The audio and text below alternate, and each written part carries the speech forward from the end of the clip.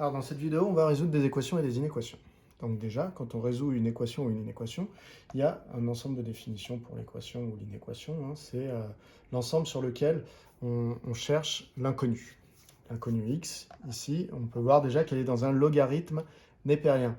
Dans un logarithme népérien, on ne peut mettre que des nombres strictement positifs. Donc c'est pour ça que l'équation, on la résout simplement sur cet ensemble. Alors, quand je dois résoudre une équation, première chose que je regarde, c'est l'opération principale, comme souvent en mathématiques, comme quand on dérive et comme quand on étudie des signes. Opération principale, ici, la dernière que je serai amené à faire, c'est la multiplication. Donc, quand c'est une multiplication et que on a 0 dans un membre, eh bien finalement, on va séparer notre équation en deux petites équations. Donc c'est équivalent à dire que soit 3x moins 5 est égal à 0, ou que ln de x est égal à 0. Un produit est nul lorsque l'un au moins des deux facteurs est nul. Donc à partir de là, on résout. Donc 3x moins 5 égale 0, c'est équivalent à dire que 3x vaut 5. Ou, alors, ln de x égale 0. ln de x égale 0, vous savez que l'unique solution, donc je vous retrace un petit graphique de la fonction ln à peu près à main levée. Vous savez que la fonction ln ne vaut 0 que en 1. Donc vous pouvez directement dire que si ln de x égale 0, eh bien ça veut dire que x est égal à 1.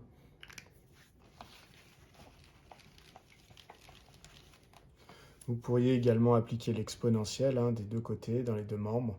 Bon, j'en reste là, ça c'est vraiment très simple. Donc ln de x égale 0, c'est équivalent à x égale 1. Ce qui est équivalent à dire que x est égal à 5 tiers, ou que x est égal à 1. Quand on résout une équation comme celle-là, on vérifie toujours bien que les solutions auxquelles on est arrivé eh bien, sont dans l'ensemble de définition. 5 tiers, ça vaut à peu près 1,66666 à l'infini. Donc on est dans l'ensemble, x aussi. Donc ici, il y a bien deux solutions. Donc l'équation a exactement deux solutions.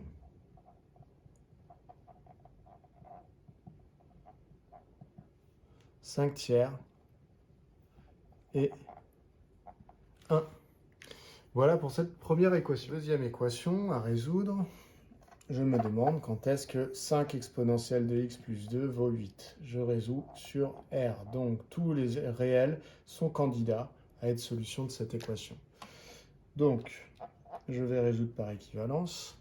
Je vais isoler là où se trouve l'inconnu x.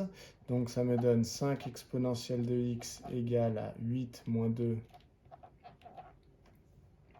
C'est-à-dire que 5 exponentielle de x est égal à 6. Et c'est-à-dire que exponentielle de x est égal à 6 cinquièmes. Une fois que j'en suis là, que j'ai isolé là où se trouvait l'inconnu, c'est-à-dire l'exponentielle, dans l'exponentielle, et bien maintenant, il va falloir que en fait, je fasse descendre l'inconnu de là où elle est perchée. Donc pour cela, je vais appliquer la fonction réciproque de la fonction exponentielle, qui n'est autre que la fonction logarithme népérien. Donc j'ai le droit d'appliquer des deux côtés de mon égalité le logarithme népérien. Ça restera équivalent tout simplement parce que le logarithme népérien, eh bien le logarithme népérien est strictement croissant sur R plus étoile. Donc ici j'ai le droit d'appliquer car ln est strictement croissante sur R plus étoile. Donc déjà, elle est définie que sur R plus étoile, mais bon, en plus, elle est strictement croissante. Ça veut dire que lorsque deux nombres sont égaux, leurs logarithmes népériens sont égaux, Bien évidemment, ici, mes deux nombres sont bien dans R plus étoile, donc j'ai bien pu leur appliquer le logarithme, hein, et il serait hors de question d'appliquer le logarithme à un nombre négatif. Mais nous, ici, on applique sur une exponentielle. Une exponentielle est toujours strictement positive, et 6 cinquièmes, de toute façon, est aussi strictement positif. Donc ici, on a bien le droit d'appliquer le logarithme sur ces deux nombres qui sont strictement positifs, et donc je garde l'équivalence, parce que lorsque deux nombres sont égaux, ils ont le même logarithme népérien, mais comme elle est strictement croissante, deux images proviennent forcément du même antécédent. Et donc, on continue. Le logarithme et l'exponentielle, c'est un peu comme poison antidote, ils vont se neutraliser. Il va me rester x égale ln de 6 cinquièmes. Voilà. Alors ici, on pourrait encore améliorer l'écriture, hein, mais c'est pas très grave. Hein. ln de 6 cinquièmes, c'est aussi ln de 6 moins ln de 5. On pourrait encore écrire d'autres choses. En tout cas, on a trouvé notre solution, qui est bien dans R, je vérifie. Donc, j'ai une unique solution à cette équation. L'unique solution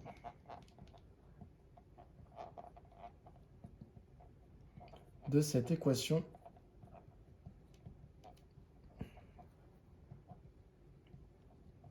est ln de 6 cinquièmes. Voilà pour celle-là. On passe à la suivante. Donc, on va résoudre sur 0 plus l'infini. Et ici, on a cette équation-là. Donc, mon but, ça va être toujours pareil, d'isoler la variable si jamais c'est possible. Donc, je vais commencer par essayer de regrouper les expressions où il y a ma variable dans mon membre de gauche, par exemple, ou dans mon membre de droite, c'est comme je le souhaite. Et je vais voir ce que ça me donne. Donc, ma variable, elle est dans ln de x et dans ln de x. Alors, vous avez le choix, hein, soit vous regroupez tout dans le membre de gauche, soit tout dans le membre de droite. Peu importe. Moi, je vais choisir de regrouper les x dans le membre de droite, tout simplement parce que je m'aperçois que j'aurai moins de signes moins. C'est là, moins 4 ln de x, je vais devoir rajouter 4 ln de x de l'autre côté. J'aurai des signes plus, etc. Donc ça, c'est les petites techniques. Mais ça marche de toute façon que vous isoliez à gauche ou à droite. Donc j'ai 1. Moins 9 ici va me donner plus 9. Je vais rajouter 9. Ici, j'ai toujours ln de x. Et ici, moins 4 ln de x. Je vais ajouter 4 ln de x. Donc, ils disparaissent ici, mais ils apparaissent ici. Donc, plus 4 ln de x. Cela me donne 10 égale ln de x plus 4 ln de x. Ça fait en fait 5 ln de x. Et donc, mon but, hein, c'est vraiment d'isoler là où se trouve le x. Donc, pour l'instant, il est bloqué dans le ln. Donc, je vais isoler ln dans un premier temps. Donc, ça me donne 10 sur 5 égale ln de x. Alors là, je peux peut-être faire mon calcul. 10 sur 5, ça vaut 2. Donc, ça fait 2 est égal à ln de x.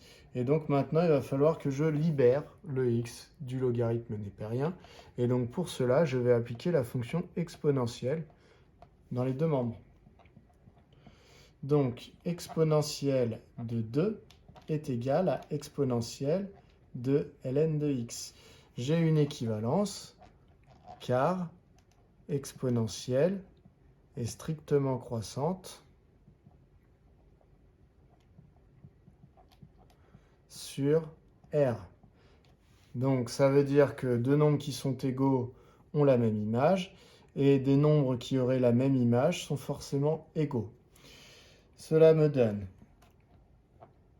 E2 est égal à, l'exponentielle et le logarithme se neutralisent à la manière d'un poison et d'une antidote, ça va venir libérer le x.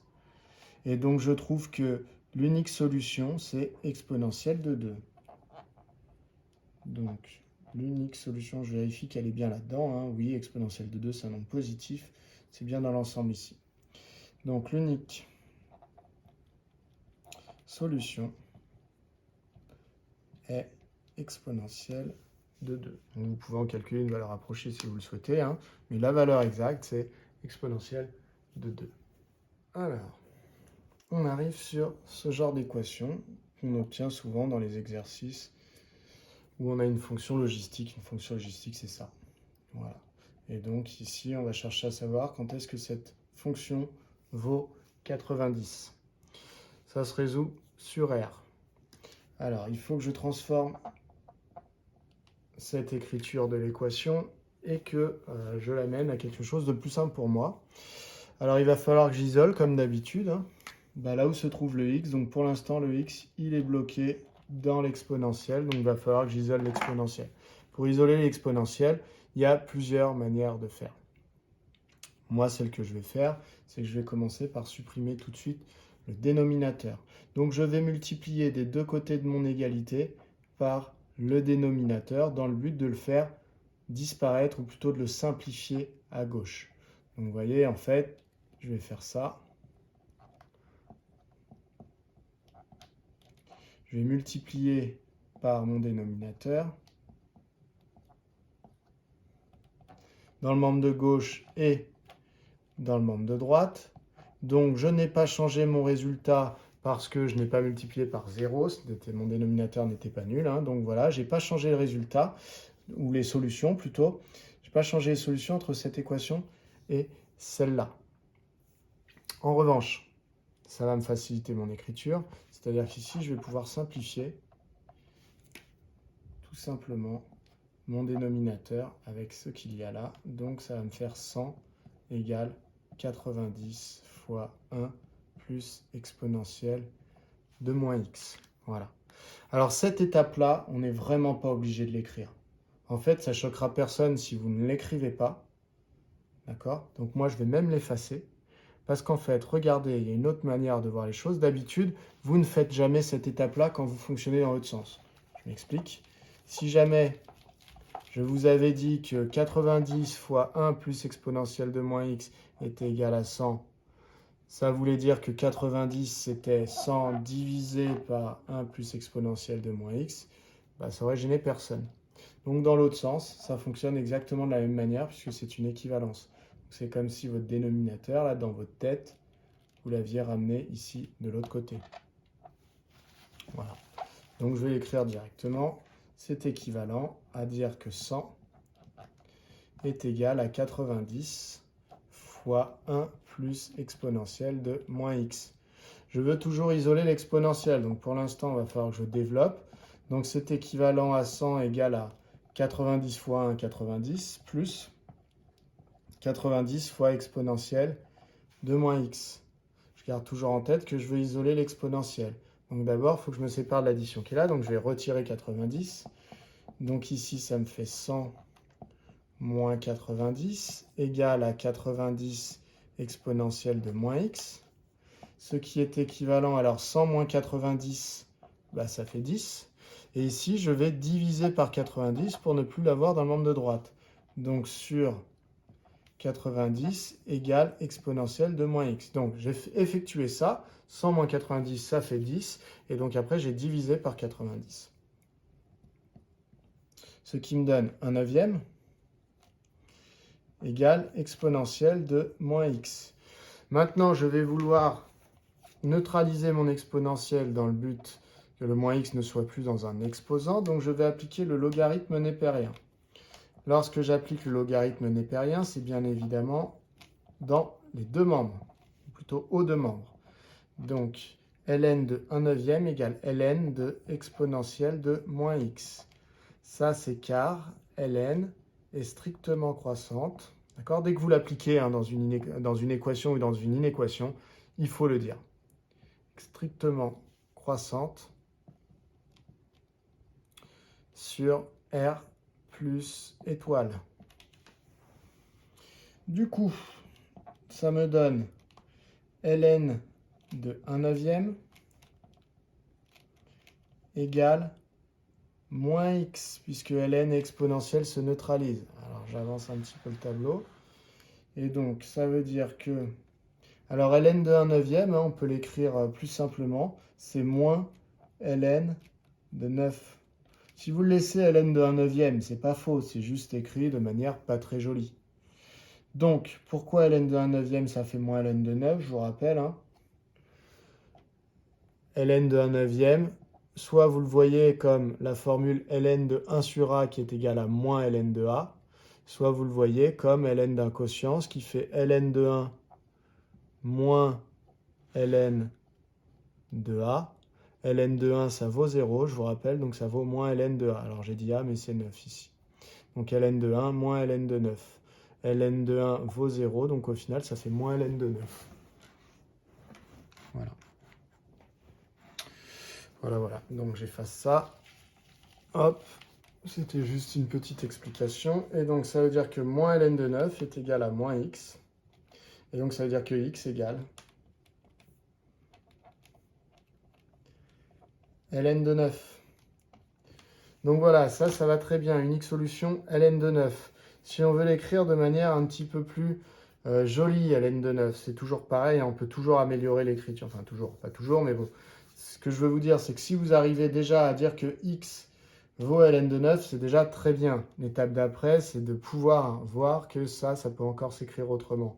Alors, comment ça peut s'écrire? Eh bien, ln de 9, c'est ln de 3 au carré.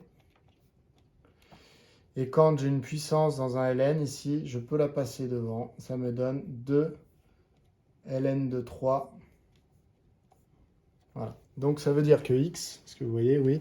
Ça veut dire que cette équation, elle a une solution qui est 2 ln de 3. Voilà pour cette équation. C'est parti pour la 5. La 5, très très facile, mais c'est une inéquation. Donc, on y va tranquillement. Je dois résoudre ln de x inférieur ou égal à 5 sur 0 plus l'infini, puisque les x ayant droit d'être dans le ln doivent être forcément sur 0 plus l'infini. Je veux tout simplement libérer le x de son ln. Je vais appliquer du coup la fonction exponentielle, qui est la fonction réciproque de la fonction ln. Donc ça me donne exponentielle de ln de x. Quand je l'applique d'un côté, bien entendu, je l'applique de l'autre. Et donc je garde le même sens ici, car exponentielle est strictement croissante sur R. D'accord?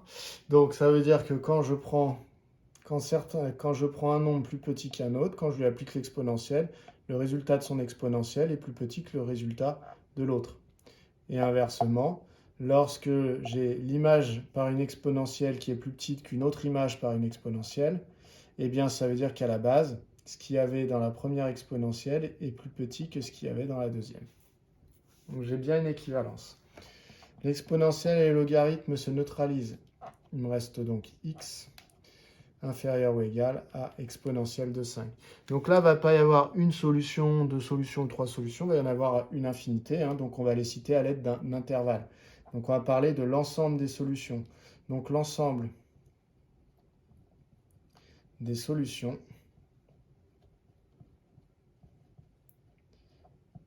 est... Donc ce sont les x qui sont plus petits ou égaux à exponentielle de 5. Donc plus petits ou égaux, ce sont les x qui sont sur l'intervalle moins l'infini, exponentielle de 5. Autre type d'inéquation. Voilà, une inéquation produit. Donc lorsqu'on a un produit, c'est très bien pour nous, puisque, eh bien, en fait, résoudre cette inéquation, dire si on est plus grand ou plus petit que 0, c'est dire si le résultat est positif ou négatif. Donc en fait, c'est une étude de signes. Je veux savoir quand est-ce que ce calcul est positif. Donc je veux connaître le signe de cette expression. Pour connaître un signe, c'est très pratique quand l'expression est factorisée, puisque je vais pouvoir faire un tableau de signes avec le signe du premier facteur, le signe du deuxième. D'accord? Bien entendu, je ne le fais que quand je veux savoir si c'est plus grand que 0 ou plus petit que 0. Car le tableau de signes va me dire si cette expression est plus grande que 0, plus petite que 0. Si ici j'avais plus grand que 5, je suis bloqué. Je ne peux pas partir dans un tableau de signes, puisqu'un tableau de signes ne dit pas quand est-ce qu'on est plus grand que 5. Il dit quand est-ce qu'on est plus grand que 0 ou quand est-ce qu'on est plus petit que 0. Donc je vais étudier le signe de x-3 et le signe de ln de x. Donc on va passer en revue les valeurs possibles de x. Donc on est sur 0 plus l'infini. Donc elles vont de 0 à plus l'infini, 0 exclu bien entendu ici. Donc on va étudier le signe de x-3, le signe du deuxième facteur, donc de ln de x,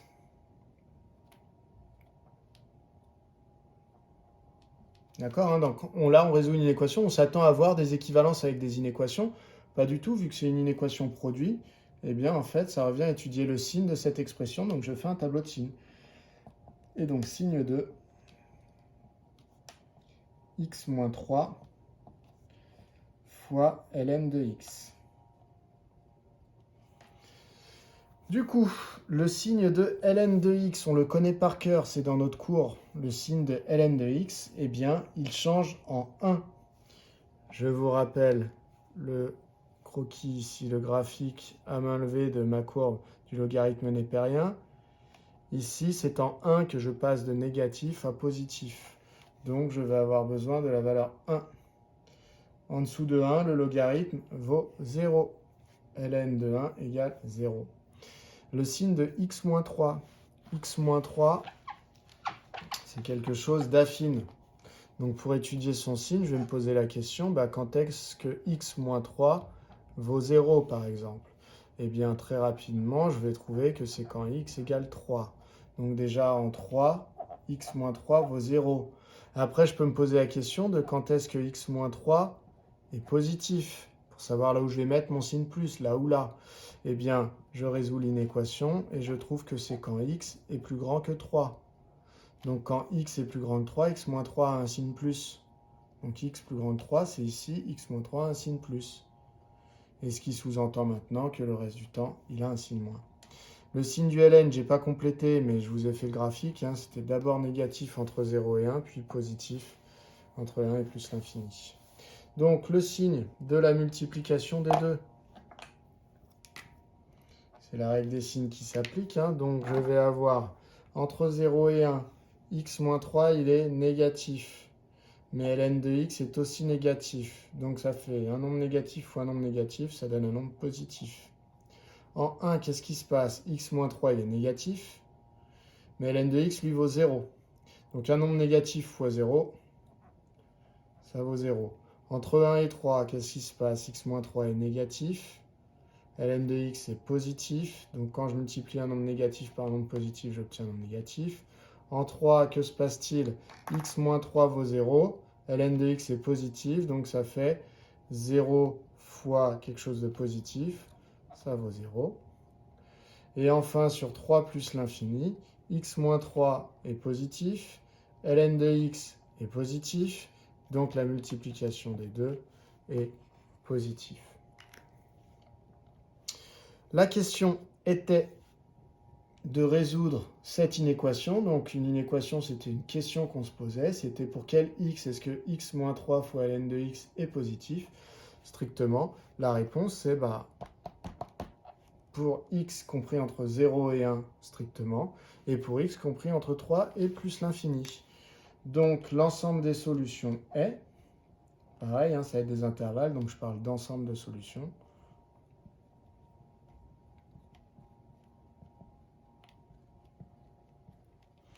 Alors, il y a l'intervalle ouvert 0, 1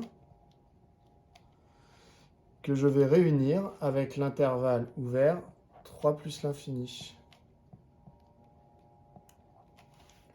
Voilà, c'est la réunion des deux intervalles, mon ensemble de solutions. Dès que je prends un x entre 0 et 1 ou un x sur 3 plus l'infini, eh bien, j'obtiendrai que ce résultat sera strictement positif. Alors, résolution, cette fois-ci, d'une équation qui est tombée au bac. Donc on veut résoudre sur 0 plus l'infini, et vous voyez, on a cette équation-là. Alors, je vais faire deux méthodes. Je vais faire une méthode dangereuse et une méthode moins dangereuse. Alors, la méthode dangereuse, ce serait de se dire, ici, je vais pouvoir isoler ln de x. Je vous le dis parce que je la vois souvent. Moi, ce n'est pas celle que j'aurais choisie, mais c'est quelque chose que je lis souvent sur les copies. Donc, on va faire attention. Ici, il y a des élèves qui passent par ça et qui, par habitude, essaient d'isoler ln de x et donc qui écrivent ça.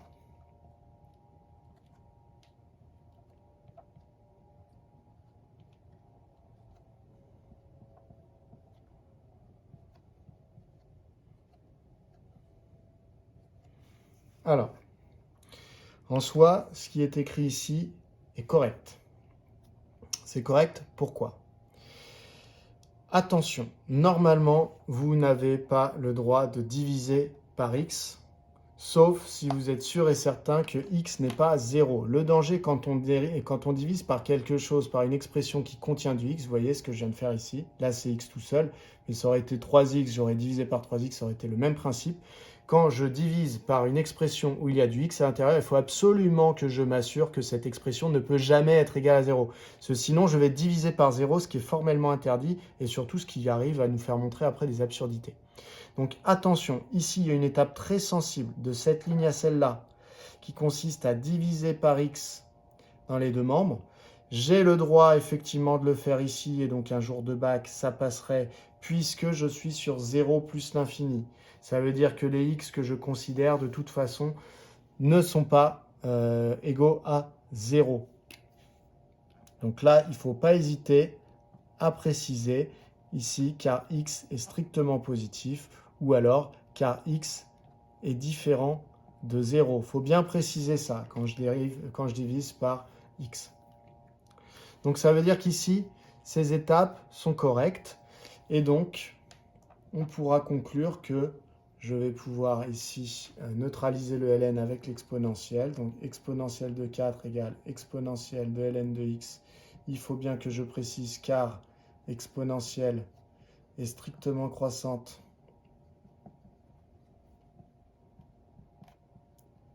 sur R. Voilà. Et donc ça veut dire que j'ai exponentielle de 4 qui est égale à, ça se neutralise, il me reste x. Donc ça veut dire que cette équation en fait a une unique solution qui est exponentielle de 4. Ça c'était la première méthode, mais attention, tout va bien parce qu'ici on est sur 0 plus l'infini et que grâce ou à cause du ln ici les x autorisés n'étaient que des x strictement positifs et donc x ne pouvait pas être égal à 0 et donc quand j'ai divisé par x, je n'ai pas fait de bêtises. Mais dans la majeure partie des cas, diviser par x, c'est une opération très très sensible. Il faut vraiment vérifier que x n'est pas égal à 0. Je vais partir sur la méthode un petit peu moins risquée. La méthode un petit peu moins risquée serait de résoudre, donc ici, en voyant qu'en fait on peut factoriser par x, ce qui nous donne x facteur de 4 moins ln de x. Et d'ici d'avoir du coup une équation produit. Donc équation de produit nul. Donc ça veut dire que soit x vaut 0, soit 4 moins ln de x vaut 0. Or, ici, x égale 0, c'est impossible puisqu'on a supposé que x est strictement positif. Donc, impossible. Donc finalement, je peux l'oublier, ce x égale 0. Et donc, c'est équivalent tout simplement à dire que 4 moins ln de x égale 0, ce qui veut dire que 4 égale ln de x. J'applique l'exponentielle, ce qui veut dire que exponentielle de 4 égale exponentielle de ln de x, car exponentielle est strictement croissante sur R. Et donc l'exponentielle et le logarithme se neutralisent, donc x est égal à exponentielle de 4. Voilà. L'avantage de cette méthode, c'est qu'en fait, j'ai pas été amené à diviser par du x ou quelque chose comme ça. Moi, je vous conseille fortement celle-là. On passe à la 8.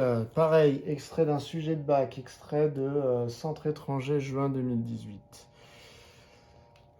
Alors, ici, le petit souci, quel est-il? Eh bien, il est que l'inconnu x, ici, elle se situe à la fois dans ce logarithme népérien, mais aussi dans celui-là et aussi dans celui-là. Donc, ce qu'on va faire, c'est que on va directement, alors soit, pareil, il y a plein de méthodes, hein. Soit vous commencez par ici transformer l'addition des deux logarithmes en le logarithme de la multiplication de 6x moins 2 et de 2x plus 1, hein, vous utilisez cette propriété-là. Le fait que ln de A plus ln de B soit égal à ln de A fois B.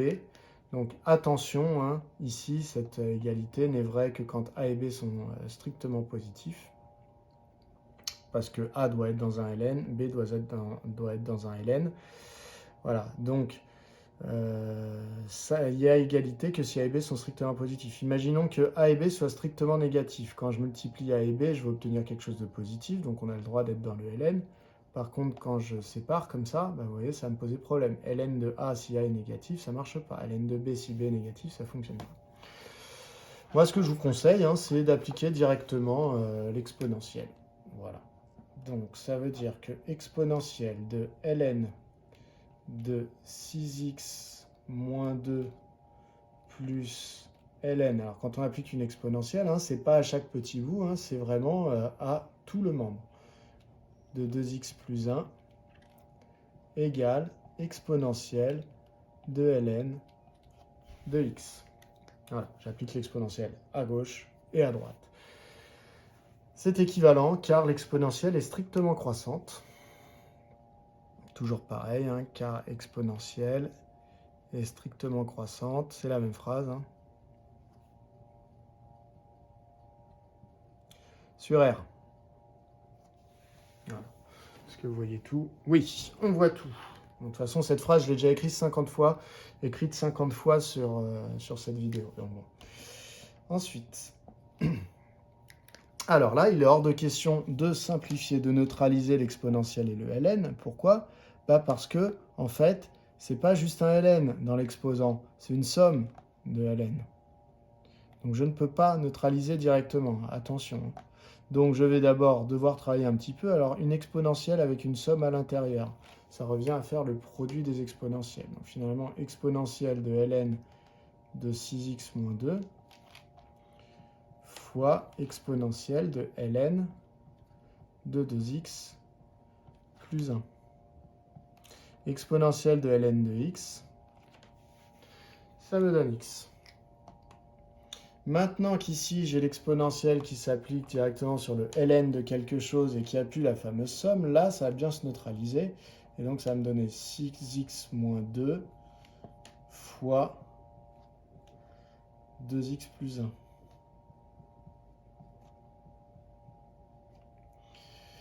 Et donc ici, je vais devoir développer un petit peu. 6x fois 2x, 12x au carré.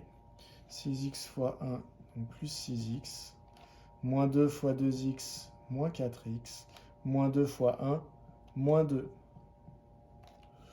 Ici, ça sent bon l'équation du second degré. Hein, donc, on va... pour résoudre une équation du second degré, il faut que j'ai toute mon expression dans le membre de gauche et que j'ai 0 dans le membre de droite, par exemple. Donc, c'est ce que je vais faire. Hein. Donc, je vais avoir 12x au carré. 6x moins 4x, ça fait 2x. Mais là, le x qui est là, il va me donner moins x de l'autre côté. Donc, 2x moins x, ça fera plus x. D'accord? Donc, 6 moins 4x, 2x. Moins x, x. Moins 2 égale 0. Faites des étapes hein, si vous n'en êtes pas convaincu. Maintenant que j'ai un polynôme de second degré égal à 0, ça, je sais trouver quand est-ce qu'un polynôme du second degré vaut 0. À l'étape d'avant, d'accord? Parce qu'il y en a, encore une fois, qui font ça. Je vois beaucoup sur les copies des choses comme ça. 2x plus 2x, puisque 6x moins 4x, ça fait 2x, moins 2 égale x. Et ici, ils disent, ah, j'ai un polynôme du second degré, je vais calculer le discriminant de ce polynôme. Bah oui, mais alors, calculer un discriminant, ça vous sert à savoir plus tard quand est-ce que le polynôme s'annule. Pas quand est-ce qu'il vaut x. Il ne vous sert pas à savoir quand il vaut x, il vous sert à savoir quand est-ce qu'un polynôme vaut 0. Donc ça ne sert à rien de faire le discriminant sur ce polynôme. J'insiste parce que vraiment, je le vois beaucoup sur les copies. Il faut que j'ai 0. Donc, je réécris ce que j'avais fait. 6x moins 4x, 2x, moins x, x, moins 2 qui était ici, égale 0. Là, je me retrouve avec un polynôme du second degré égal à 0. Je vais donc calculer le discriminant, delta. Delta, Je le calcule en faisant b carré moins 4ac. Le a étant le coefficient devant x au carré, donc 12. Le b étant le coefficient devant x, je ne vois rien, donc c'est que c'est 1. Et le c, le coefficient constant, donc moins 2. Du coup, mon discriminant, que vaut-il? Il vaut 1 au carré, puisque b c'était 1, moins 4 fois a qui valait 12, fois c qui valait moins 2. Je décale un peu mon tableau. Hop. Cela me donne... Alors, 4 fois 12, ça doit faire 48. 48, c'est bien ça, hein? Oui, 48 fois 2, ça doit faire 96. Ici, j'ai moins et moins, donc ça va me donner plus. Donc, ça va me donner 97. Donc, mon discriminant est strictement positif. Et donc, cette équation-là, sur R, peut-être pas sur un demi plus l'infini, hein, mais sur R, eh bien, puisque delta, c'est le raisonnement sur R, hein, bien entendu, il va avoir deux solutions distinctes. Donc, il va y avoir x1 qui vaut moins b, moins racine de delta sur 2a. Ce qui donne pour nous moins b, donc ça fait moins 1, moins racine de 97 sur 2a. A, c'était 12, donc sur 24.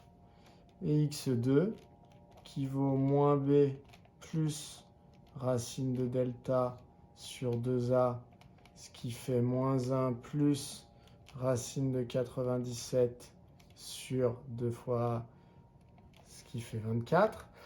Et donc là, on aurait tendance à dire cette équation, et donc celle-là, admettent deux solutions distinctes ici. Alors, sauf que le raisonnement avec delta, ça, c'est chapitre de première, c'est quand je résous une équation sur R, second degré sur R. Moi, mon équation, je vous rappelle que à la base, c'était celle-là.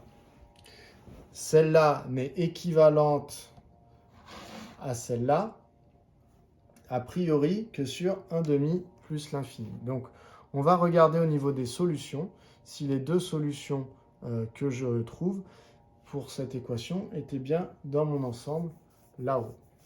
Pour ça, j'ai besoin des valeurs arrondies pour savoir à peu près ce qu'elles valent. Alors, x1, si on fait avec la calculatrice ici, on va obtenir moins 0,45, alors qu'ici, on va obtenir 0,37. Voilà.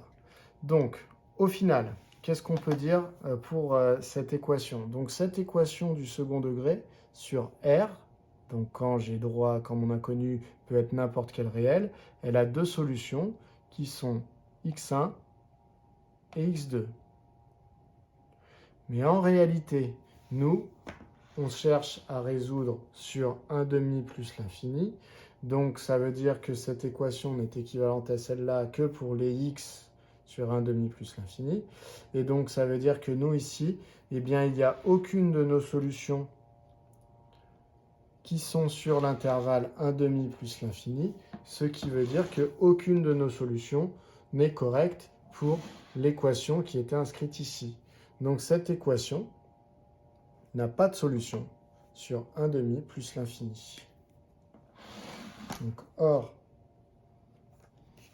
est-ce que vous voyez quand j'écris là? Or, x1 et x2 ne sont pas dans l'ensemble de définitions.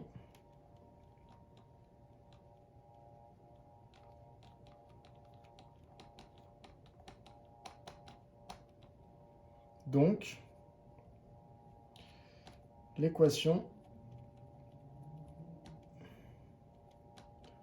n'a pas de solution sur 1 demi plus l'infini. Alors, autre type d'inéquation dans laquelle on utilise Le logarithme népérien. C'est une question en fait qu'on aurait pu traiter en début d'année, mais on n'avait pas le logarithme népérien, donc on ne l'a pas fait à ce moment-là. Mais ça va servir quand vous avez une expression de suite arithmético-géométrique. Je vous rappelle, les exercices sur les suites avec des suites arithmético-géométriques, eh bien on arrive souvent à une expression du coup de ce type-là. Et puis, on étudie, par exemple, je ne sais pas moi, une population d'animaux dans une forêt. Et là, par exemple, on se disait, eh bien, la population d'animaux, elle va tendre vers 1520 individus. D'accord? Donc, on avait une expression de suite, UN était égale à ça. Donc, la limite de cette suite, je vous rappelais, c'était 1520, tout simplement parce que quand n tend vers plus l'infini, comme sous l'exposant n, j'ai 0,95 qui est un nombre compris entre moins 1 et 1, eh bien la limite de 0,95 à la puissance n, c'est 0. Donc la limite de 1480 fois 0,95 à la puissance n, c'est 0. Et donc quand je rajoute 1520, donc la limite de la suite u, c'est 1520. Donc voilà, on imagine une population qui diminue et qui tend vers 1520. Et donc une question assez classique, c'est de se demander, oui, elle diminue, ok, quand est-ce qu'elle va passer en dessous des 2000 individus? Et donc on cherche à résoudre cette inéquation-là. C'est une question sur les seuils dans les suites. Donc on l'a très très souvent cette question. Le but c'est de trouver n. Donc il va falloir isoler dans un premier temps 0,95 puissance n. C'est parti. Donc dans un premier temps, je vais devoir me débarrasser de l'addition qui est là. Donc j'ai que 1480 fois 0,95 à la puissance n doit être plus petit que 2000 moins 1520. Ce qui veut dire que 1480 fois 0,95 à la puissance n doit être plus petit que 480. Ensuite, ici, 0,95 à la puissance n doit être plus petit que 480. Je vais diviser par 1480. Attention, quand je divise par un nombre, je dois regarder son signe. 1480 est positif, donc je ne change pas le sens. Voilà. Alors, 480 sur 1480, ça me donne en fait 12/37e. Donc, je simplifie ma fraction. Donc, c'est une simplification de fraction.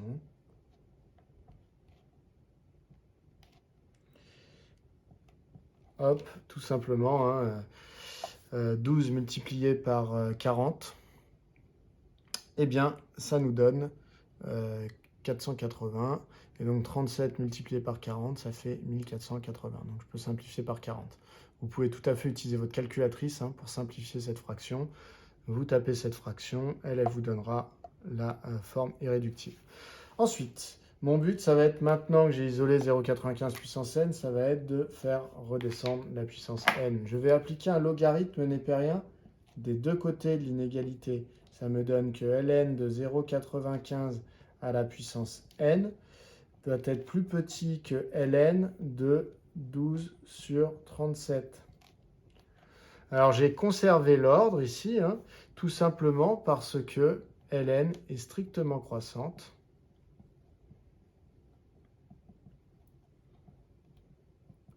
Sur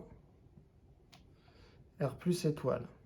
Donc déjà, j'ai appliqué le ln sur des choses bien positives, pas de problème. Et donc voilà, donc comme elle est strictement croissante, ça veut dire que si un nombre était plus petit qu'un autre, l'image par ln du premier est plus petite que l'image du deuxième. Et ça veut dire que si j'ai deux nombres dont les images sont rangées dans cet ordre, ça veut dire que les deux nombres qui étaient dans les ln étaient rangés dans le même ordre. L'utilité d'avoir utilisé le logarithme népérien, eh bien, c'est que quand j'ai une puissance dans un logarithme, je peux la mettre devant le logarithme. Donc, ça fait n fois ln de 0,95, plus petit que ln de 12 sur 37. Si j'en ai envie, ln de 12 sur 37, je peux dire que c'est ln de 12 moins ln de 37. Voilà, j'ai le droit. Et donc, ici, c'est équivalent à, je vais enfin pouvoir isoler n. Donc attention, pour isoler n, je vais devoir diviser par ln de 0,95. Alors, c'est pas marqué sur sa tête, mais ce nombre-là est négatif. Pourquoi? Parce que c'est le ln d'un nombre compris entre 0 et 1. Je vous rappelle que le logarithme népérien d'un nombre compris entre 0 et 1 est négatif. Donc, je vais diviser par un nombre négatif. Si je divise par un nombre négatif, il faut que je change le sens de mon inégalité. Ça me donne donc ln de 12 sur 37 divisé par ln de 0,95. Voilà. Vous voyez toujours? Oui. Alors, mon but, c'était de trouver n. n, c'était un entier naturel. Donc, je vais calculer une valeur approchée de ce nombre-là grâce à ma calculatrice. Ça me donne environ 21,95. Donc, ça veut dire quoi? Ça veut dire qu'en fait, les entiers naturels plus grands que ce nombre-là, c'est les entiers naturels qui démarrent à 22. Donc, l'ensemble des solutions de l'inéquation, ce sont les entiers naturels plus grands que 22. Donc, l'ensemble des solutions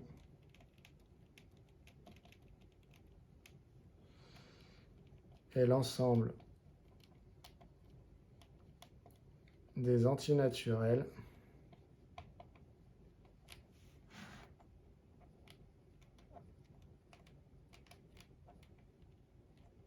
supérieurs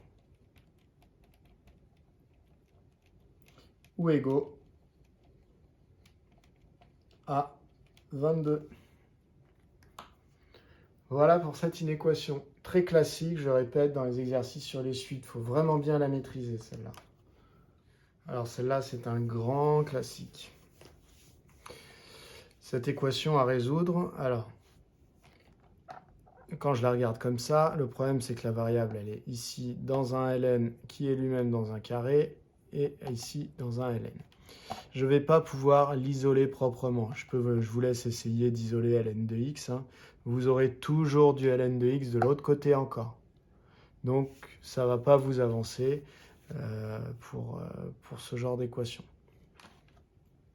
Du coup, ce qu'il va falloir voir, c'est qu'en fait, ici, c'est une équation du second degré à partir du moment où la variable, je considère que c'est plus x, mais ln de x. Donc en fait, c'est une équation du second degré en ln de x, si vous voulez.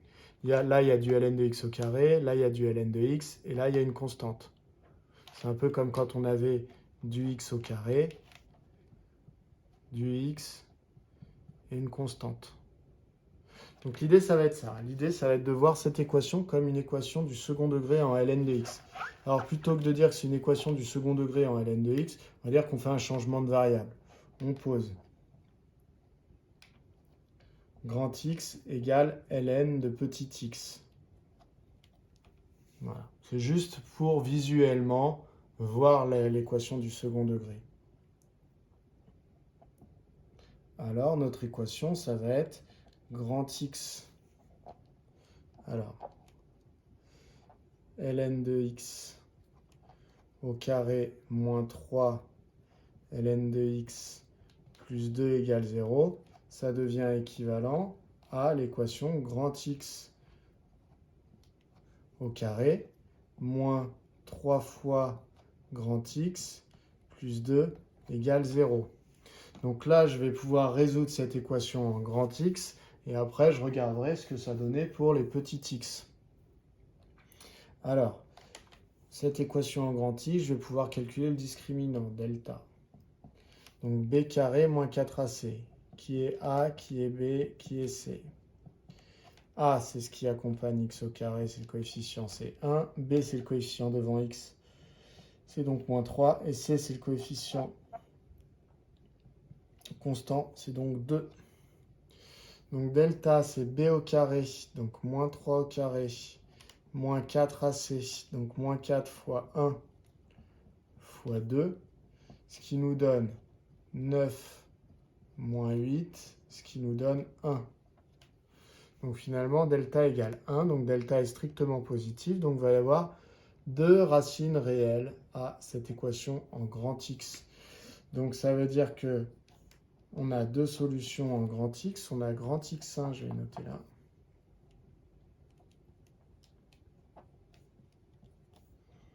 Donc grand X1 va être égal à moins B, donc moins 3, moins racine de delta, donc moins racine de 1 sur 2A, donc sur 2 fois 1. Ce qui donne moins 3, ça donne 3. Moins racine de 1, ça fait moins 1 sur 2. Donc ça fait 2 sur 2, ça fait 1. Et x2, ça va donner moins b, donc moins 3, plus racine de delta, donc plus racine de 1 sur 2a, donc sur 2 fois 1. Ça donne moins 3, 3, plus 1 sur 2, ce qui nous donne 2. Voilà. Donc ça veut dire que grand X, les solutions de cette équation, ce sont 1 et 2. Donc ça veut dire que grand X ici qui vaut ln de petit x, eh bien en fait, si le résultat de ln de petit x vaut 1 ou 2, ça veut dire que cette équation, enfin plutôt que ce calcul-là, me donnera bien 0. Je répète. J'ai trouvé que cette équation en grand X s'annulait deux fois. Si je remplace grand X par 1 et si je remplace grand X par 2. C'est les deux fois où ce calcul-là s'annule. Donc ça veut dire que si le ln de x, qui normalement est à la place de grand X, si le ln de x vaut 1 ou vaut 2, ça va bien s'annuler du coup. Donc finalement, pour savoir quelles sont les valeurs de petit x qui annulent ici cette expression, eh bien il faut que je cherche pour quel petit x, ln de petit x vaut 1 ou 2. Donc maintenant, je vais chercher à résoudre ln de petit x égale 1 et ln de petit x égale 2. Ln de petit x égale 1. Ça va me donner quoi? Ça va me donner que x est égal à exponentielle de 1. Je peux appliquer l'exponentielle des deux côtés. Plutôt x égale e. D'accord? Soit vous dites j'applique l'exponentielle des deux côtés, soit vous savez qu'un logarithme népérien vaut 1 en e uniquement. Donc ça va être ma première solution. Et ensuite, je sais aussi que ln de x peut être égal à 2. Et donc ça, ln de x, quand est-ce qu'il est égal à 2? Donc j'applique l'exponentielle. Exponentielle de ln de x égale exponentielle de 2. Et donc x égale exponentielle de 2. Donc ici, j'ai un deuxième candidat à être solution de l'équation de départ, de celle-là. Donc, si jamais petit x vaut e, quand je remplace là-dedans, j'ai le droit, puisque e fait bien partie des valeurs que j'ai le droit de mettre dans mon équation. Eh bien, si je remplace x par petit e, ln de x va bien faire 1. Et donc, en fait, ça reviendra à écrire cette équation avec x égale 1, ça fait bien 0. Donc, c'est bien solution. Et si petit x vaut exponentielle de 2, eh bien, ça va, là encore, annuler cette expression. Vous pouvez essayer. Avec x égale e, ça va faire ln de e. Ln de e, on a dit que ça faisait 1, donc ça fait 1 au carré. Donc, ça fait 1. Moins 3 fois ln de e, ça fait 1, donc ça fait 1 moins 3 fois 1, donc c'est-à-dire moins 2. Moins 2 plus 2, ça donne bien 0. Voilà pour la résolution de cette équation. Il y a deux solutions, je répète, petit e et petit e au carré.